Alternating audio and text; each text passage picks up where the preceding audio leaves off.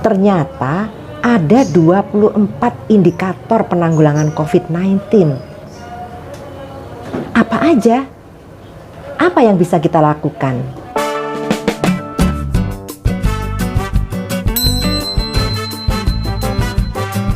Assalamualaikum warahmatullahi wabarakatuh. Sobat sehat, bertemu kembali dengan saya Dr. Sufi. Ini adalah video saya yang ke-83. Mulai video 76 dan beberapa video berikutnya akan membahas tentang Pedoman P2 COVID-19 revisi kelima yang merupakan lampiran dari Kemenkes RI nomor 413 tahun 2020. Video saya yang ke-83 ini akan membahas indikator penanggulangan pandemik COVID-19. Ini merupakan video ke-8 dari beberapa video yang disiapkan untuk mengikuti alur pedoman P2 COVID-19. Yuk kita bahas apa indikator penanggulangan pandemi COVID-19.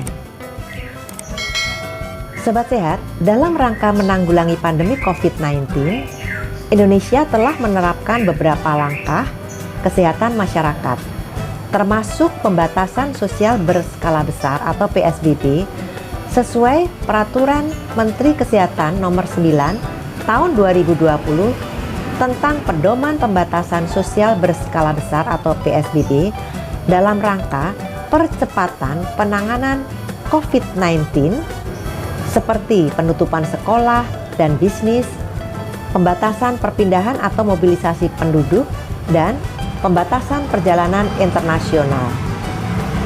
Dalam perkembangan pandemik selanjutnya, WHO sudah menerbitkan panduan sementara yang memberikan rekomendasi berdasarkan data tentang penyesuaian aktivitas ekonomi dan sosial kemasyarakatan. Serangkaian indikator dikembangkan untuk membantu negara melalui penyesuaian berbagai intervensi kesehatan masyarakat berdasarkan kriteria kesehatan masyarakat. Selain indikator tersebut, faktor ekonomi, keamanan, hak asasi manusia, keamanan pangan, dan sentimen publik juga harus dipertimbangkan. Keberhasilan pencapaian indikator dapat mengarahkan suatu wilayah untuk melakukan persiapan menuju tatanan norma baru, produktif, dan aman dengan mengadopsi adaptasi kebiasaan baru. Kriteria yang perlu dievaluasi untuk menilai keberhasilan dikelompokkan menjadi 3 domain melalui 3 pertanyaan utama, yaitu 1. Kriteria epidemiologi. Apakah epidemi telah terkendali? Ya atau tidak? 2. Kriteria sistem kesehatan. Apakah sistem kesehatan mampu mendeteksi kasus COVID-19 yang mungkin kembali meningkat? Ya atau tidak? 3. Kriteria surveillance kesehatan masyarakat. Apakah sistem surveillance kesehatan masyarakat mampu mendeteksi dan mengelola kasus dan kontak dan mengidentifikasi kenaikan jumlah kasus? Ya atau tidak? Ambang batas yang ditentukan sebagai indikasi untuk menilai keberhasilan penanggulangan dapat digunakan jika tersedia informasi epidemiologi COVID-19. Dari kriteria tersebut, terdapat 24 indikator yang dapat dievaluasi untuk melakukan penyesuaian. Penilaian ini sebaiknya dilakukan setiap minggu di tiap kabupaten kota dan provinsi. 1. Indikasi wabah terkendali. Ukuran utamanya adalah Effective Reproduction Number atau RT, kurang dari 1 selama 2 minggu terakhir. Secara teori, RT yaitu jumlah penularan efektif pada kasus sekunder populasi, nilainya di bawah 1 merupakan indikasi bahwa wabah sudah terkendali dan jumlah kasus baru semakin berkurang. RT harus dihitung pada wilayah administratif yang tidak terlalu besar dan memiliki variabilitas yang tinggi. Perhitungan dapat dilakukan pada tingkat kabupaten kota, kecamatan, dan kelurahan. Nilai RT sangat tergantung jumlah kasus absolut pada kasus yang tinggi lebih dari 100 per hari. Pengurangan 5-10 kasus tidak terlalu bermakna secara absolut. Tetapi nilai RT menjadi turun kurang dari 1 pada kasus dengan tren fluktuatif. Nilai RT tidak relevan untuk dilakukan. Nilai RT menjadi acuan terbaik setelah puncak kasus terjadi dan menilai program penanggulangan untuk mencegah terjadinya peningkatan baru dari pandemi. Karena itu, selain nilai RT, penilaian kualitatif juga dilakukan sebagai pelengkap atau pendukung dengan berbagai kriteria. Atau jika ada data surveillance tidak memadai untuk menilai RT yang adekuat untuk menilai apakah pandemi telah terkendali. Kita lihat tabel 2.2 kriteria epidemiologi yang ada di Kemenkes 413 tahun 2020. Kriteria epidemiologi yang pertama, penurunan minimal 50% angka kasus konfirmasi baru dari puncak tertinggi selama 3 minggu berturut-turut dan terus menurun pada minggu-minggu selanjutnya. Ini indikator yang pertama. Penjelasannya, indikator penurunan penularan setara dengan penurunan setengah dari jumlah kasus atau 50% selama 3 minggu dari puncak tertinggi. Strategi ini mengharuskan untuk memperbanyak pemeriksaan RT-PCR dengan prioritas pemeriksaan RT-PCR pada kasus suspek. Indikator yang kedua, jumlah spesimen positif untuk keperluan diagnosis pada semua kasus dalam 2 minggu terakhir kurang dari 5%. Penjelasannya adalah positif rate dalam 2 minggu terakhir sama dengan jumlah kasus positif dibagi jumlah kasus positif ditambah jumlah kasus negatif diagnosis. Dengan syarat surveillance berjalan optimal dan kapasitas laboratorium mampu melakukan pemeriksaan 1:1000 penduduk per minggu. Indikator ketiga, jumlah spesimen positif COVID-19 pada sentinel ili dan sari dalam 2 minggu terakhir kurang dari 5%. Penjelasannya adalah melakukan surveillance sentinel ili dan sari, rendahnya persen spesimen yang positif COVID-19. Indikator yang keempat, lebih besar 80% kasus konfirmasi berasal dari daftar kontak dan dapat diidentifikasi kelompok klasternya dalam 2 minggu terakhir. Penjelasannya, indikator ini menunjukkan rantai penularan telah dapat diidentifikasi dan dilakukan upaya penanggulangan. Indikator kelima, penurunan jumlah kasus kematian, baik kasus probable maupun kasus konfirmasi dalam 3 minggu terakhir. Penjelasannya adalah penurunan jumlah kematian ini menunjukkan bahwa jumlah kasus COVID-19 menurun dan tata laksana medis membaik. Indikator keenam, penurunan jumlah pasien dirawat dan kasus kritis yang butuh ICU pada kasus konfirmasi dalam 2 minggu terakhir. Penjelasannya, kriteria ini mengindikasikan adanya penurunan jumlah kasus di populasi. Penetapan ini apabila kualitas perawatan di rumah sakit belum berubah. Indikator ketujuh, penurunan kematian karena pneumonia pada setiap kelompok usia.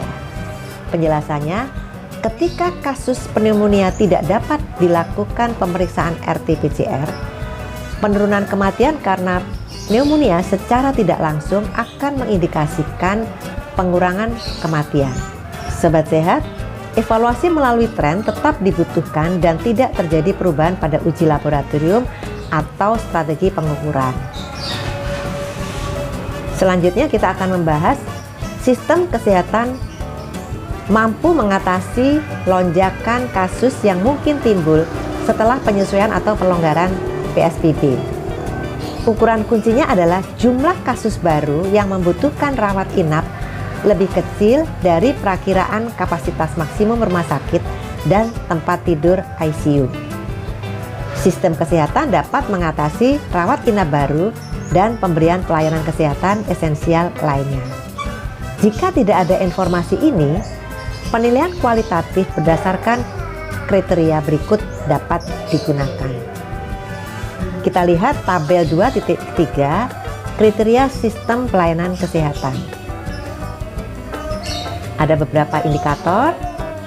Indikator yang ke-8, seluruh pasien COVID-19 dapat melaksanakan tata laksana sesuai standar. Penjelasannya ini menunjukkan bahwa sistem kesehatan telah kembali ke keadaan di mana semua kondisi, staf, tempat tidur, obat-obatan, peralatan, dan lain-lain tersedia untuk memberikan standar perawatan yang sama seperti sebelum krisis. Indikator ke-9, semua pasien bukan COVID-19 yang memiliki kondisi parah memperoleh tata laksana sesuai standar. Indikator ke-10, tidak ada peningkatan kematian akibat penyakit selain COVID-19 di rumah sakit. Indikator ke-11, sistem pelayanan kesehatan dapat mengatasi peningkatan lebih dari 20% kasus COVID-19. Ini menunjukkan bahwa sistem kesehatan dapat berjalan ketika harus mengatasi lonjakan kasus saat melonggarnya pembatasan sosial, dan indikator ini termasuk staf, peralatan, tempat tidur, dan lain-lain yang jumlahnya memadai. Indikator ke-12, terdapat komite atau tim koordinator PPI di seluruh Fasiankes dan penanggung jawab PPI di seluruh dinas kesehatan kabupaten kota. 1 orang petugas PPI terlatih per 250 tempat tidur. Komite tim koordinator PPI mengindikasikan kemampuan untuk koordinasi, supervisi, pelatihan sebagai aktivitas PPI, termasuk di puskesmas dan FKPP lainnya. 13. Seluruh Fasiankes dapat melakukan screening terhadap COVID-19. Hal ini untuk meyakinkan bahwa seluruh pasien yang datang ke Fasiankes di screening untuk gejala COVID-19 untuk mencegah infeksi di Fasiankes. Indikator ke-14, seluruh Fasiankes memiliki mekanisme isolasi suspek COVID-19. Penjelasannya, sistem kesehatan memiliki kapasitas memadai untuk isolasi seluruh pasien COVID-19.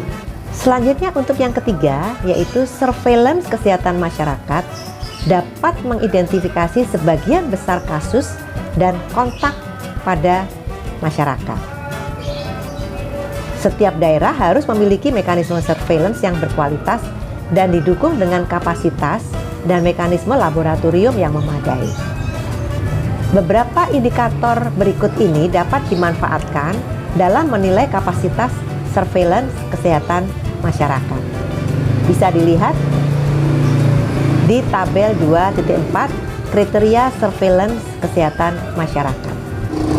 Adapun indikatornya adalah indikator 15, setiap kasus baru dapat diidentifikasi, dilaporkan, dan dianalisis kurang dari 24 jam. Penjelasannya adalah ada sistem surveillance COVID-19 yang mencakup keseluruhan wilayah dan semua orang, serta komunitas yang berisiko. Penemuan kasus baru dilaporkan kepada Dinas Kesehatan Kabupaten Kota melalui notifikasi sesuai dengan formulir notifikasi penemuan kasus COVID-19 di Fasiankes sebagaimana terlampir. Penjelasannya, surveillance yang komprehensif mencakup surveillance di tingkat masyarakat, tingkat pelayanan kesehatan primer, di rumah sakit, dan pada wilayah yang memiliki surveillance sentinels ILI, SARI, dan penyakit-penyakit saluran pernafasan lain. Indikator ke-16, perkembangan situasi COVID-19 di daerah dilaporkan oleh Dinas Kesehatan Kabupaten Kota secara berkala harian kepada Dinas Kesehatan Provinsi dan Kementerian Kesehatan sesuai dengan formulir laporan harian agregat atau formulir 4 melalui sistem pelaporan harian online sesuai pembahasan pada bagian pencatatan pelaporan yaitu bab 3. Laporan mencakup A. Jumlah suspek, B. Jumlah probable, C. Jumlah kematian, E. Jumlah kontak erat, F. Jumlah kasus rawat rumah sakit, G. Jumlah kasus yang diambil spesimennya. Kriteria ini mengindikasikan adanya kebijakan-kebijakan kesehatan masyarakat yang sesuai sehingga notifikasi kasus COVID-19 dari semua Fasiankes segera disampaikan. Indikator ke-17. Sistem surveillance diterapkan dan diperkuat di fasilitas tertutup seperti lapas, panti jompo, panti rehabilitasi, asrama, pondok pesantren, dan lain-lain, dan pada kelompok-kelompok rentan. Ini mengindikasikan otoritas kesehatan telah mengidentifikasi populasi khusus yang rentan dan melakukan surveillance pada populasi ini. Selanjutnya, indikator ke-18 dari kriteria surveillance kesehatan masyarakat, yaitu surveillance kematian COVID-19 dilakukan di rumah sakit dan masyarakat. Penjelasannya, ini menunjukkan kemampuan melacak jumlah kematian COVID-19 dengan cepat dan handal. Jika memungkinkan, dikeluarkan SMPK atau Sertifikat Medis Penyebab Kematian COVID-19. Pendekatan lain yang dilakukan dalam surveillance kematian adalah laporan dari pusat keagamaan atau tempat pemakaman. Indikator ke-19, tim gerak cepat COVID-19 berfungsi dengan baik di berbagai tingkatan administrasi. Ukurannya adalah kemampuan melakukan penyelidikan kasus dan klaster COVID-19. Indikator ke-20, 90% kasus suspek diisolasi dan dilakukan pengambilan spesimen dalam waktu kurang dari 48 jam sejak munculnya gejala. Ini menunjukkan bahwa investigasi dan isolasi kasus baru dilakukan cukup cepat untuk meminimalkan timbulnya kasus sekunder. Indikator ke-21, lama hasil pemeriksaan laboratorium keluar sejak spesimen dikirimkan dan diterima hasilnya adalah 3 kali 24 jam. Kriteria ini harus ditetapkan untuk memperbaiki sistem manajemen pemeriksaan spesimen. Selanjutnya, pelacakan kontak atau kontak tracing. Indikator ke-22. Lebih dari 80% kasus baru dapat diidentifikasi kontak eratnya dan mulai dilakukan karantina dalam waktu kurang dari 24 jam setelah kasus baru dikonfirmasi. Ini menunjukkan kapasitas pelacakan kasus dan kontak adekuat. Indikator ke-23, lebih dari 80% kontak dari kasus baru dipantau selama 14 hari sejak kontak terakhir. Kontak harus dipantau setiap hari selama 14 hari dan idealnya umpan balik tidak boleh terlewat selama lebih dari 2 hari. Indikator ke-24, menggunakan sistem informasi dan manajemen data tersedia untuk mengelola pelacakan kontak dan data terkait lainnya. Sementara pelacakan data kontak dapat diolah manual pada skala kecil. Pelacakan kontak skala besar dapat didukung oleh perangkat elektronik. Dalam konteks pandemi COVID-19, menemukan, menguji, dan mengisolasi kasus, pelacakan kasus, dan karantina tetap menjadi langkah utama dalam semua tahap respon. Demikian pula langkah-langkah untuk memastikan perlindungan terhadap petugas kesehatan dan kelompok rentan harus dipertahankan. Tergantung pada tingkat risiko, tindakan lain seperti kegiatan di masyarakat, pembatasan pengumpulan massal, dan langkah-langkah untuk mengurangi risiko masuknya virus harus diadaptasi. Demikianlah Sobat Sehat, kita sudah membahas cukup banyak tentang indikator-indikator dari penanggulangan COVID-19. Sampai di sini dulu ya. Saya tetap mengundang masukan dari Sobat Sehat. Silahkan sampaikan di kolom komentar. Semoga selalu sehat. Wassalamualaikum warahmatullahi wabarakatuh.